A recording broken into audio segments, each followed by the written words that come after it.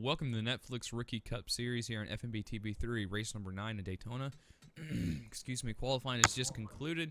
Eddie Roberts is going to take the top spot with a 42.957, followed by Brendan McGee in the 82 car with a 42.989. Let's get to the race and get this thing underway.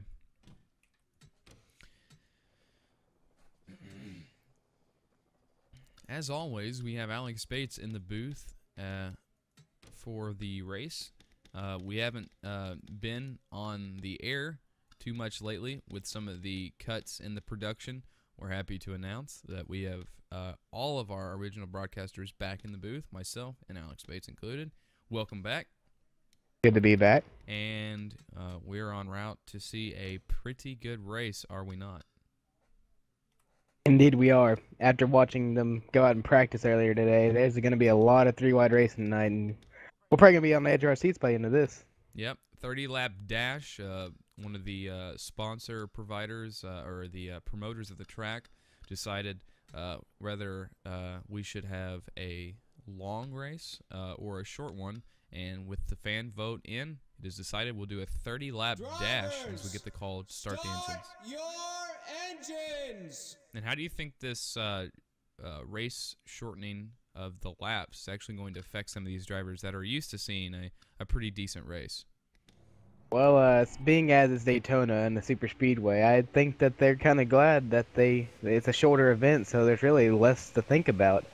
You have you know your limits and you know when you got to get there, opposed to waiting it out in the longer races. Now it just you cut to the chase instead of dragging it out. Yeah, it's going to be right out of the gate. We're going to be basically deciding how this is going to end right when the race starts. So it's going to be, like you said, we're going to be on our seat, on the edge of our seats all day here. And this pace car is about to pull off, and we're expecting to see speeds up in the 215 range. The Cup Series of the association had to tone down the speeds, but Netflix officials decided that they were fine for the nationwide series. So here we go. About to go green at Daytona. It's in the hands of the starters, and we are green and racing. Race number 9 in the Netflix Rookie Cup Series. Our front row is going to consist of two of the late entries to the series here, Eddie Roberts and Brendan McGee, and they're going to drive off into turn number 1 still side by side. Yeah, and it's going to be a drag race on the backstretch. We'll see how much that high line can really provide, but McGee is not in the position to really show for it. But here comes Eddie Roberts. He moves up to the high side. And the reason I say he isn't going to be able to show anything for it is because he has no help, as it appears Mudd and the 18 of Wesley are having trouble kind of getting locked up here as they go into turn 3 and 4. Already looking 3 wide here, about 5th on back. It appears 43 made a move. Now going for 3rd after that. Now Jeremy Stanley is going to be looking inside. Already 1 lap completed, and we are 3 wide as McGee, who sat on the outside pole, is 3 wide with the 43. And Jeremy Stanley, as just mentioned, moves up to 3rd. Scott is going to move to 2nd, and Eddie Roberts continues to lead here as they go out of turn number 2. Teammates now running 1 and 2. You got to think they're going to be working together here, but maybe not. We don't know. Here comes Jeremy Stanley looking to the bottom. Yeah, Jeremy Stanley leading the points and having a lot of leeway so far through the season and having an easy time doing it. Right now it's not close from 1st to 2nd, but he wants to get out of Daytona without any problems, not having a good week last week at Pocono. Yeah, the injury to Acosta really hindered our points battle we had, and Stanley at this rate will run away with it. And he's trying to run away with this lead even more by trying to get some more bonus points and lead here at Daytona as he goes into turn 1. It looks like he's going to do it on the inside of Eddie Roberts. Eddie Roberts with nobody behind him, about a car length behind before you get to Baskinger off turn number 2. And now it appears the high line is forming somewhat, and here comes Brendan McGee back once again on the low line, going to make it 3 wide with the 59 of Martinez, his teammate, and Baskinger on the outside. Getting really close about that 3rd row back. I think I saw the 99 skip across the wall a little bit, and luckily not a wreck right there. Yeah, it's getting pretty tense here as a lot of these guys... Got a few guys in the wall in the trial. Yeah, and I think some of these guys were following the ones in front of them, and it just led them right into the wall. That's pretty weird to see at a track like this, but it's definitely shaking these guys up, and now they're dropping back, and some guys are trying to get out of that top groove and get on the low line. As Stanley Not worried about it too much. He's on the high line and all the way up near the wall, and he's got Bassinger behind him. Pandiscio, excuse me. I was looking here for the lead under McGee in the turn 3. Lead changes are what we're accustomed to seeing here at Daytona, but they have been pretty quick today, as in just a corner we'll see a different leader, and we might get a new one before we get to the line. And he's not going to get there. Oh, Carr all the way out onto the apron almost. He comes back Oh, up, and there's our points leader into the correct. Jeremy Stanley involved in, oh, Carr's piling in, not being able to slow down in time, and that's going to, oh, and he gets hit again. More contact as they pile into the wreck. A massive crash, and that's going to be it for Jeremy Stanley. That's easily going to end his race. And we stay green, we're racing back to the yellow, excuse me, as these guys have not crossed the line to score the lap for the yellow. So up front, Walton leads, and what a shake-up indeed. It's coming across the line now. We'll take the caution flag, and these guys will get slowed down, but man, that's and some contact after the flag's been displayed. Bale gets put in the wall, it appears, by Vonderberg. Vonderberg, a new guy to the oval circuit, coming off his amazing finish at Road America a couple races ago, driving for Acosta, who is still in the hospital after that terrible incident at Road America. Apparently those guys not getting along, but let's go back and take a look at what occurred here with Jeremy Stanley and a handful of other drivers. That's going to bring out our first caution here. And we'll take it coming right across the line to complete lap 4. And there's the problem. I think it's the 26 and the 10 get in the wall, and it kind of spooks to Max in the 4, and he comes right back onto the track, and with no regard comes right up into Reed's. We had a similar incident in practice earlier with the 4 car. He looks a little scared out there. Anybody who moves around, he jumps off the track and doesn't really think too much whenever he gets back on. And just a lot of hard hits that really, I guess, well, I mean, it can't really pass judgment on a lot of these guys. Some of these guys got spun into the crash. The 78 Games was there. And then the 2, which was just really, really far behind, Silverson behind the pack. He just did not have time to get that car woed down. We can announce that everybody involved in the crash has been helped out of their car under either their own power or by a series official, and we're under green flag pit stops. And we've seen all year long pit stops being the decider, not by how fast they are, but if they can stay out of trouble on pit road. So we'll see how that plays out, as Walton is going to be right in the rooster's nest here. And you got to be careful not to get caught up into something on pit road, and we see it a lot.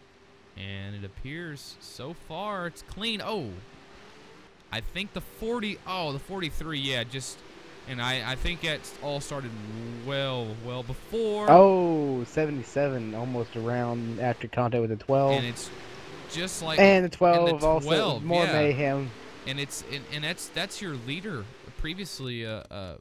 Well, that's the 9 of Eddie Roberts, who had a very bad stop, as now is going to get some rear end damage. So again, we see this plaguing the race, it seems. Pit stops once again not going smoothly for these drivers, and here we're going to have about 4 cars with some damage from this pit road incident. So we're going to go to commercial, but we'll be right back on the other side. Jeremy Stanley's still in the pits. It appears they're still trying to fix that car, and I think they're going either to take it to the garage or try to run it the way it is. We'll get you an update on the other side of the commercial break. You're watching the NetFlix Rookie Cup Series here on FMB TV 3, race number 9 in Daytona. Welcome back to the Netflix Rookie Cup Series here on FMB TV 3, race number 9 at Daytona. It looks like Stafford in the 17 and Walton are going to be your first 2 drivers. After the pit road incident and the caution, it appears we have a couple drivers that have retired. Jeremy Stanley being the first car retired. He will score no points for the race, and we'll talk about that a little bit more after I get through these other drivers. Silverson's going to be the 35th driver. 34th is going to go to Brent McCaleb. 33rd is going to go to Zach Brown. And Reed's in the 99 is going to be your 32nd driver. Officially retired. That brings us to 1, 2, 3, 4, 5 total. And the reason why that's a big deal is Jeremy Stanley won't get any points. That is guaranteed, seeing that only the top 20-something cars pay out in points.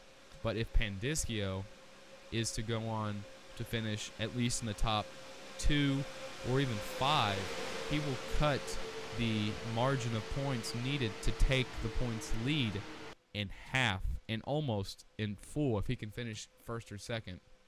Right now it's a 20-point difference from first to second, with Stanley leading and Pandiskio second. So we have a points battle on hand, and just like we were talking before the race, we've been on our seats all day, and it's only lap 9 of 30. About to complete lap 9 and start lap 10. It's going to be interesting. Stafford leads, Walton second, Ogle third. Green flag in the hands of the starter, and we are racing once again. And we were talking about Pandiskio needing to get something going, and he, as of right now, is pretty far back in the field at the line, scored 16th. It's going to be interesting to see how aggressive they get here in turn 1 after a single file restart. Yeah, and look at this already. Stafford was first, and that's changed. He's already fallen back.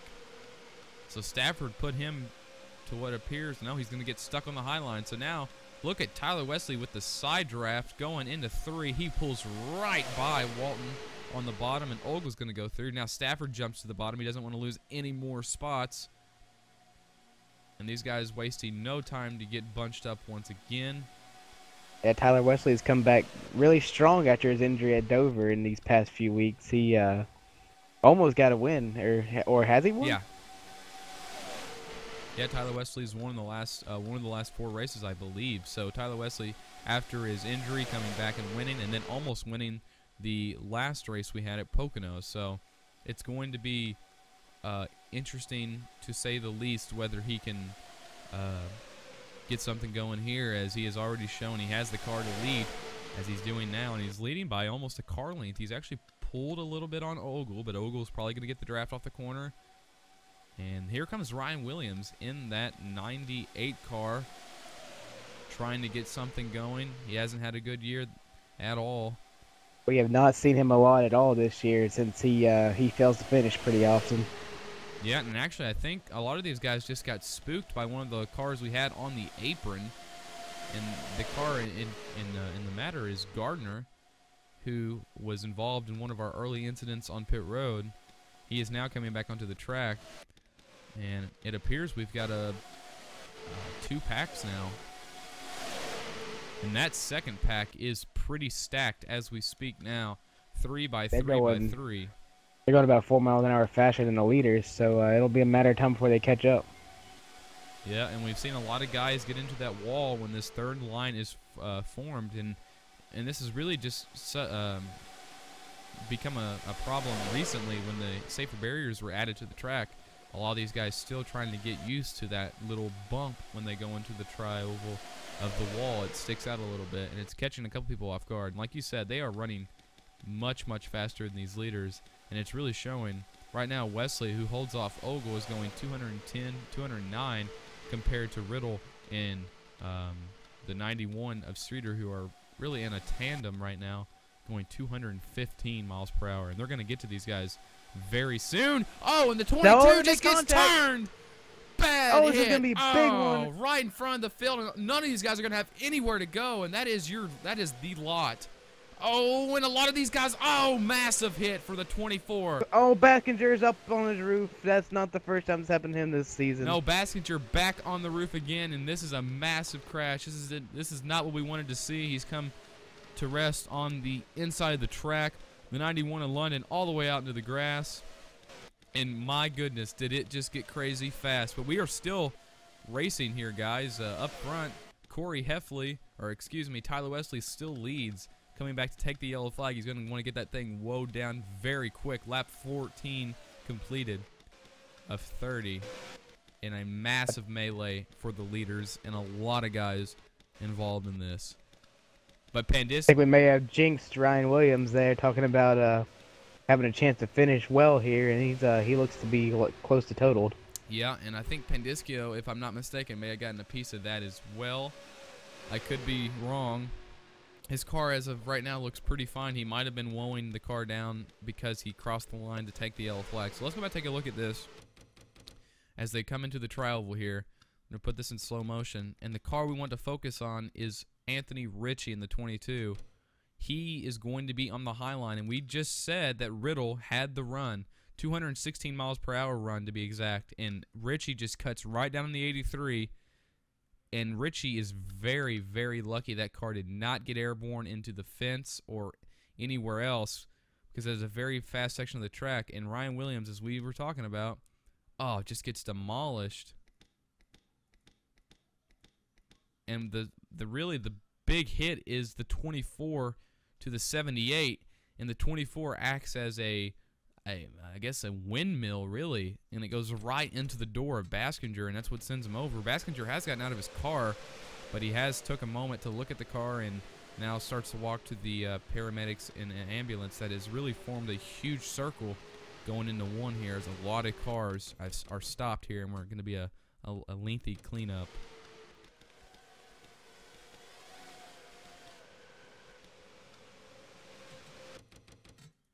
So we'll go back and take a look at the replays, but before we do that, let's go on pit road, where we are once again making green flag pit stops, and looks like it's going to be pretty hectic, as a lot of these guys, 2 tires, some are taking 2 tires, some are taking 4, and the 17, and a lot of these guys making contact.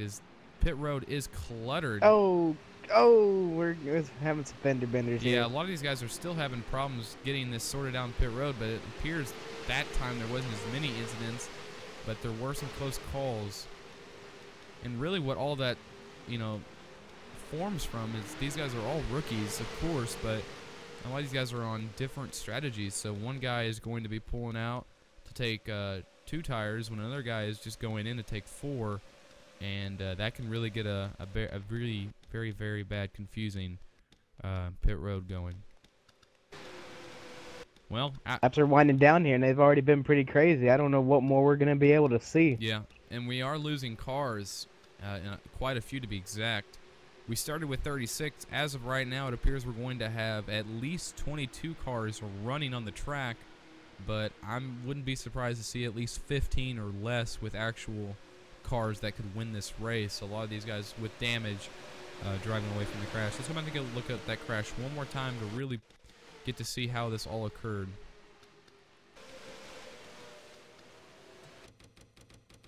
And like we said before, it's just that suck-up speed compared to the person who is not in the draft is just so much faster. And unfortunately, Anthony Ritchie is going to pay the price, and a lot of other cars as well are going to have to be involved in this. And Eddie Roberts is there. Let's go on board with Eddie Roberts. He appears to have gotten away pretty clean, maybe with a couple bumps and scrapes. Let's go on board with him as they go into the tri-oval.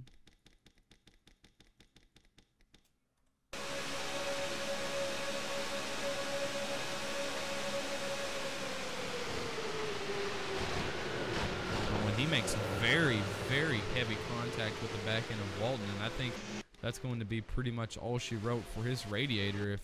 I'd be surprised if there wasn't damage to his car internally with that contact. Looking at London here, who gets turned by Jeffrey McClintock's right rear as he's trying to make an evasive maneuver to get around this wreck. And for that matter, let's see if Jeffrey makes it through, because he appears to have done just that.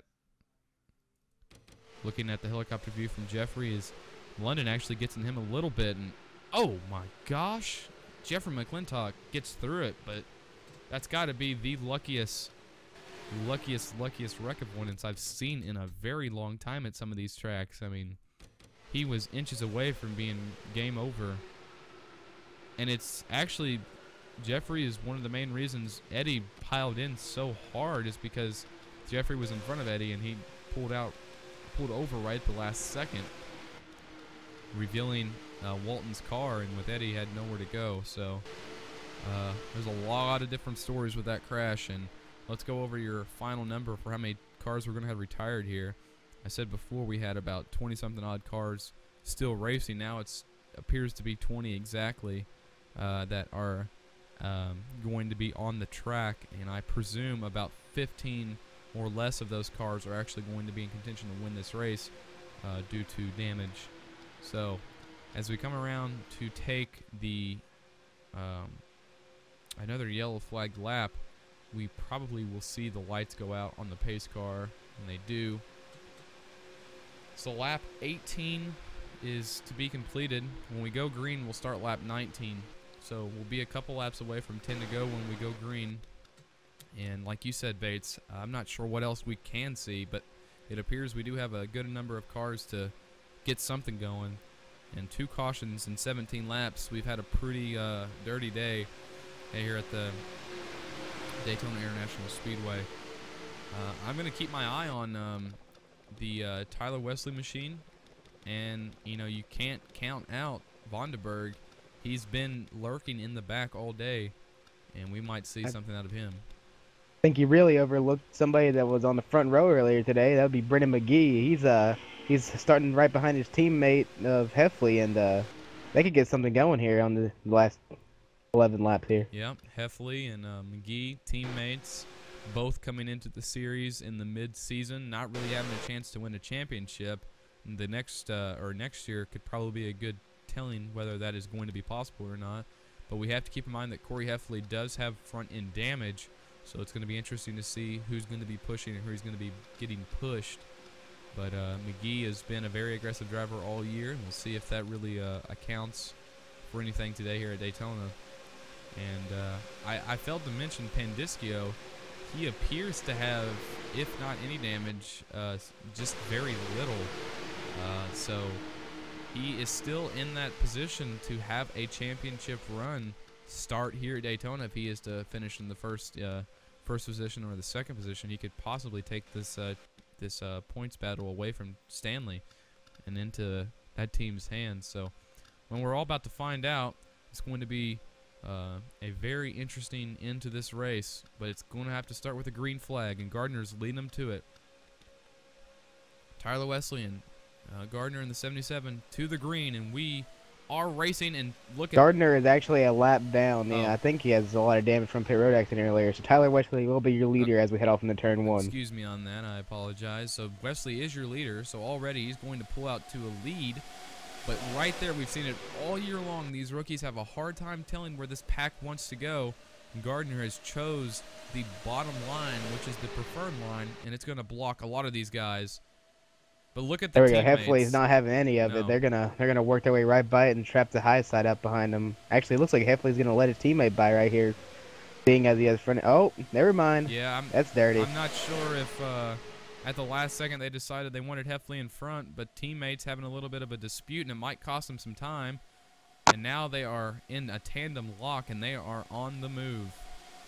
Even with that front end damage, Heffley's car is really strong right now. He just got to make the moves and. Yeah, and I think McGee just got very caught off guard, because Heffley moves to the bottom and McGee moves to the top. I think a little bit of miscommunication there on the spotters' ends, and now it appears McGee is going to go to the bottom and Heffley is going to go to the top. So kind of a charade's going on. They're getting really dicey here, 10 to go. Not seeing 3 wide, but we are seeing some cutting off and some sliding in the spots you wouldn't normally try right now. Yeah, but what we are seeing is Tyler Wesley kind of pulling away, and we've seen this before the caution came out. Ogle seems to have a slower car than some of these guys, or just the fact that no one wants to go with them. And it's not going to help these guys get to Wesley, but right now it appears Vonderberg has the right idea, but he moves up to the high side, and it's going to allow Pandiscio move into the second spot, which, as if the race was to end right now, Pandiscio would be your new championship leader. And here comes Brendan McGee looking to the inside of Pandiscio. This race for second is getting a lot more intense than the race for first, and it's Tyler Wesley's enjoying every minute of it. Yeah, I think the problem is right now, and what you just said, is no one is actually staying in line. They're getting very aggressive. If they can just kind of get a line formed and a little bit of patience on their end and just get to Wesley, they can make some progress. But right now, it's not happening. Tyler Wesley is holding these guys off, and he's doing it in fashion here at Daytona. He's starting to get the right idea, getting draft from all lines, but really just not picking up enough speed to get to him. Yeah, and here comes McGee, and now, once again, they kind of had a line formed there, but they can't make up their mind where they want to go. It seems that no one wants to stay behind each other. These guys are rookies, so it's not surprising.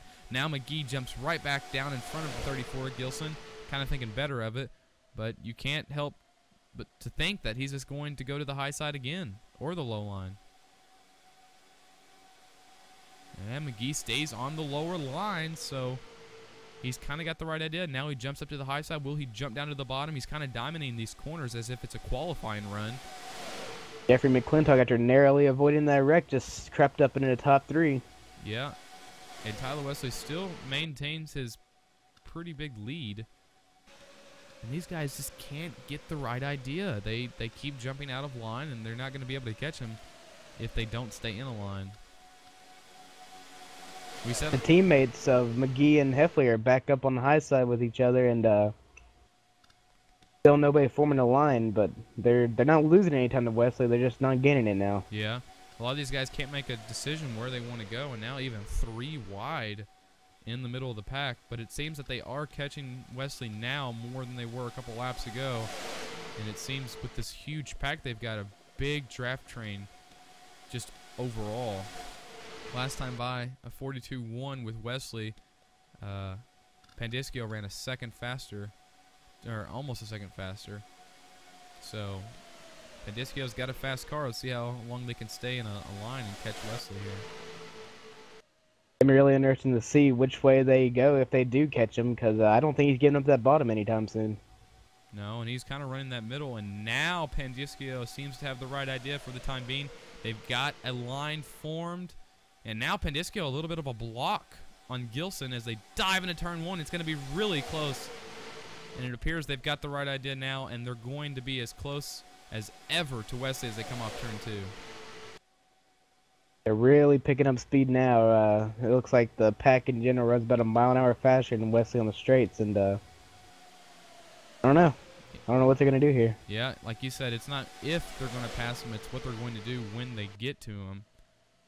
That's the question at hand now, but here we are. We thought this line was going to be enough to catch him, but it seems that it's not. Wesley's got a heck of a car, and he's holding off these guys even with this big line. So we'll have to wait and see if Pandiscio can even get to Wesley. Pandiscio running a 41.6 that time by. Fastest lap of the race for him. Tyler Wesley actually runs faster than him. It seems the clean air is where it is at today. That or Pandiscio's got damage, and I think Gilson's kind of caught on. Vonderberg and him going to go around them in turn number 3 and 4.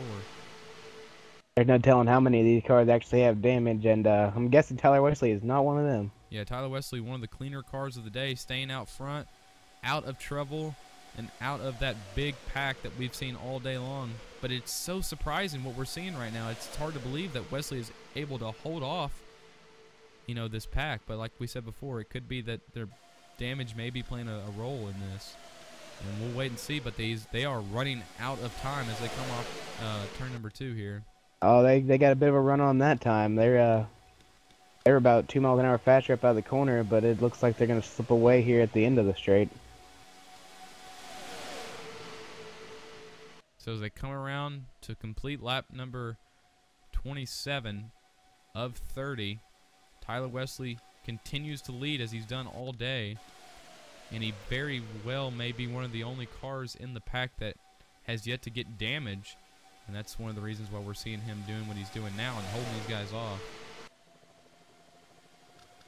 Yeah, I think Vonderberg must think he has something for him, because he's rocketed through the field, and he's keeping up. He's getting closer than anybody else has. Yeah, Vonderberg's day will eventually come, but right now it appears it's going to be one of those days where he's going to come up a little too short, a little too late, as Vonderberg now seems to slip into second and slip away from the rest of the pack as these guys are going 3 wide, and a couple of cars onto pit road. That's interesting.